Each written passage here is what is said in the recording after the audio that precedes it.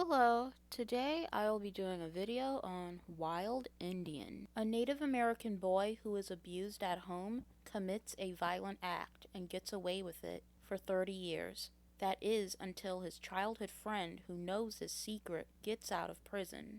This was a very interesting movie. Right from the start, we're introduced to a young boy named Makwa, who you automatically feel sorry for because he's being abused by a father figure. The actor playing this character had a very whispery feminine voice, which was off putting at first, but I got used to it. His performance was good. When watching, I assumed he would be the underdog and I was gonna root for him, and then he just becomes evil. And he's a product of his environment. He has identity issues. He doesn't like Native American people because of the generational dysfunction and alcoholism that plagues the Native American community. He idolizes westernized culture, white culture. He only likes blonde women. He basically likes anything that doesn't remind him of himself. He ends up becoming an emotional, insecure monster with serial killer tendencies. And to top it off, he grows up to have a wife and child. His friend, who knows his secret, grows up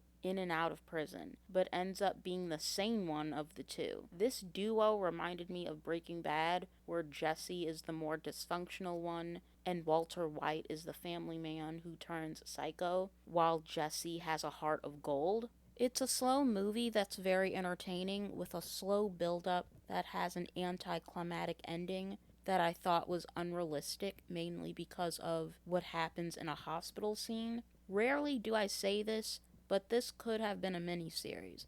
Maybe 5 1-hour episodes. It would have been nice to see these two boys grow up because there is a 30-year gap in their lives, and this is where I'm going to get into spoilers, but it does seem strange that someone can shoot another person and gloat about it for decades and not commit another violent act after that. Makwa, who later changes his name to Michael, seems obsessed with the idea of causing harm to others. But the movie doesn't really play on that. We get one scene with a stripper, but it would have been nice to see how he developed into adulthood. I give this a 7 out of 10 and I do recommend it. In my humble opinion, I don't think the character felt remorse at the end. I think he was just overwhelmed with emotion and how he almost got caught.